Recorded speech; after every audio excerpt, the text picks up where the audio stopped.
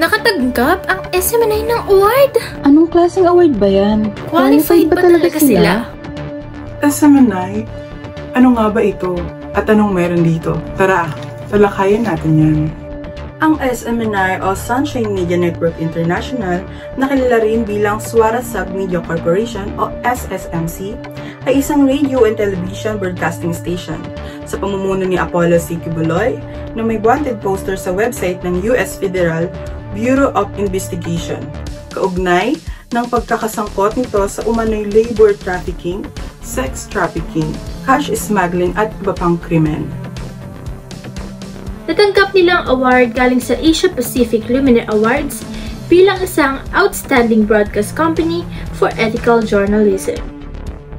It served as a platform upang ipagdiwang ang excellence, honor, exceptional leaders, and showcase groundbreaking innovations. Binubuo na ito ng halos 80 na awardees na may iba't ibang titulo sa bawat larangan sa taong kasalukuyan. Sa kabila ng pagtanggap ng SMNI ng Asia Pacific Luminaire Awards, deserve nga ba talaga nila ito? Ating alamin. Nakakatanggap ng kritisismo ang SMNI mula sa Movement Against Disinformation dahil sa paglabag umano sa Broadcast Code of the Philippines. Ayon sa MAD, malinaw na nilabag ng SMNI ang kanilang legal franchise, particular na ang Republic Act 11422, Section 4, hinggil sa responsibilidad ng isang news company na magkaroon ng sound and balance programming.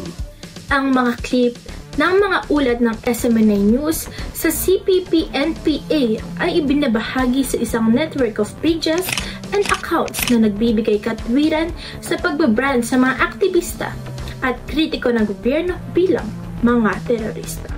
Ang mga post na ito ay naglalaman ng pahayag na itinuturo na magbubunga ng di umano'y banta ng komunista sa bansa na inililipat ang sisi sa media at iba't ibang institusyon tulad ng Commission on Human Rights. Ngayong araw, nagsampa ako ng kasong sibil laban kay former Undersecretary Lorraine Badoy Pardosa at kay Jeffrey Celis. Sa isang kaso noong Setyembre 11, inireklamo ni broadcast journalist Atom Araujo si dating Anti-Insurgency Task Force spokesperson Lorraine Badoy at host na si Jeffrey Celis ng 2 milyong damage suit. Ito ay dahil sa umano'y red tagging sa kanya at sa kanyang pamilya sa isang TV show ng SMNI. Noong October 2022, nagpahayag naman si Badoy at Celis na si Araujo ay kasama ng iba pang mga mamamahayag ay operatiba ng CPP-NPA-NDF.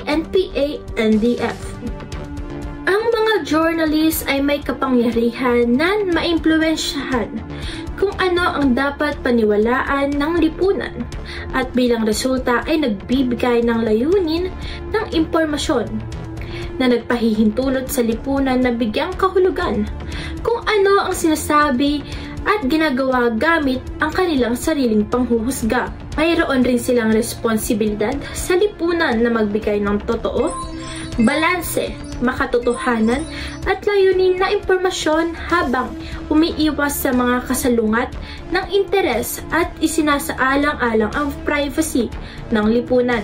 Nagbibigay sila ng boses sa walang boses at pinapanagot ang mga may kapangyarihan. Ngunit upang magawa ang alinman sa mga bagay na ito, ang isang mamamahayag ay kailangan magkaroon ng tiwala ng kanilang mga mambabasa at ng kanilang mga mapangkukunan. Kahit na ang maliit na kwento ay may potensyal na makaapekto ng malaki sa buhay ng isang tao. Kaya kailangan malaman ng mga source na may pananagutan ng isang reporter upang mapagkatiwalaan sila ng sapat upang magbigay ng panayam. Laging tandaan na ang isang journalist ay may tungkulin na hanapin ang katotohanan at iulat para sa kaalaman ng mga mamamayang pagsisilbihan na may respeto at katapatan para ipaalam at tumulong upang may tama ang mga mali o hindi tamang nangyayari na kailanmay hindi matutuklasan ng kahit na anong parangal na matatanggap. Sharing misleading information and attacking fellow journalists is excluded. Ang mamamayan ay may karapatan sa makatotohanan at makatotohanang impormasyon. Kung wala ito, ang propesyon na pamamahayag ay hindi iiral.